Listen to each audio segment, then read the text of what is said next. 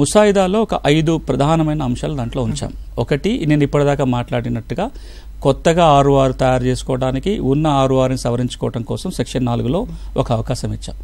రెండవది, ఏ ఆర్ఓఆర్ చట్టమైనా ఒకసారి ఆర్ఓఆర్ తయారైన తర్వాత ఏ విధంగా ఎవరికి భూమి హక్కులు సంక్రమించినా అది రికార్డులో మ్యూటేషన్ జరగాలి. అంటే మీకు కొనుగోలు చేసిన భాగ పంపకాల ద్వారా వారసత్వంగా కోర్టు డిగ్రీ ఏ విధంగా భూమి మీద హక్కులు వచ్చినా మ్యూటేషన్ జరగాలి. మ్యూటేషన్ జరగడం కోసం 2 కీలకమైన నిబంధనలు ఉన్నాయి దాంట్లో. ఏ విధంగా హక్కులు రావటం వచ్చే అవకాశం ఉందంటానికి 18 రకాలను గుర్తించిన ముసాయిదా చట్టం. 18 రకాలుగా భూమి మీద హక్కులు వచ్చే అవకాశం ఉంది. అందులో ఒక 3 రకాలు రిజిస్ట్రేషన్ ద్వారా వచ్చినప్పుడు తహసీల్దారే రిజిస్ట్రేషన్ చేస్తాడు, వెంటనే మ్యూటేషన్ జరిగిపోతుంది. వారసత్వం, భాగ పంపకాలు వీలునామా ద్వారా వస్తే తహసీల్దార్ మ్యూటేషన్ చేయొచ్చు, కానీ విచారణ చేసిన తర్వాతే మ్యూటేషన్ చేయాలి. ఇప్పుడున్న చట్టంలో లోపం ఏంటంటే, ఒక పట్టదారు చనిపోతాడు, ఆయనకి 4 వారసులు ఉన్నారు, 2 ఊళ్ళో ఉన్నారు, 2 ఎక్కడో వలసపోయారు, హైదరాబాద్లోనో ఇంకెక్కడ దుబాయ్లోనో ఎక్కడో ఉన్నారు.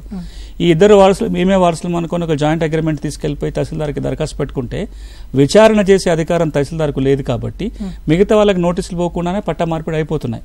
ఈరోజు చాలా చిక్కులు వస్తున్నాయి. కానీ ఇప్పుడు ముసాయిదా చట్టం ఏమంటదంటే, మీకు ఈ 3 విధాలుగా కనుక భూమి వస్తే తహసీల్దార్ నోటీస్ ఇవ్వాలి, విచారణ చేసి వారసులు వాళ్ళే నిర్ధారణ చేసుకున్న తర్వాతనే పట్టా మార్పిడి జరుగుతుంది. దానికి కూడా ఒక నిర్ణీత టైం ఉంటుంది.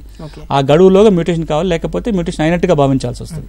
ఇక కోర్టు డిగ్రీ కానీ లేదా ఇంతకుముందు 13B సర్టిఫికేట్ ఉంది, 38 రకరకాలుగా భూములు వచ్చి ఉన్నాయి, పట్టా రాలేదనుకున్న వాళ్ళు ఆర్డీఓకి దరఖాస్తు పెట్టుకుంటే మ్యూటేషన్ చేయొచ్చు. ఇది ఒక 2వ కీలకమైన నిబంధన.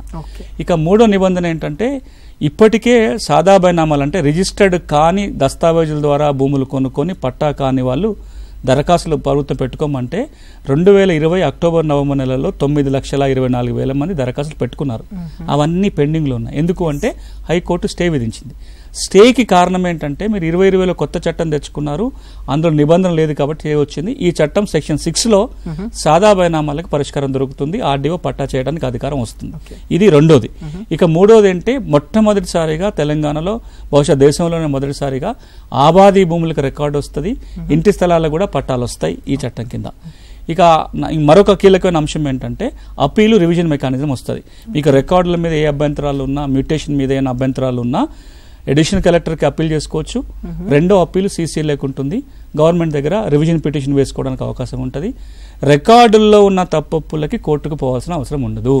రికార్డు తప్పొప్పులు వీళ్ళే పరిష్కారం చేస్తారు. ఇవి ఇప్పుడు కొత్త ముసాయిదాలో ఉన్న కొన్ని కీలకమైన అంశాలు.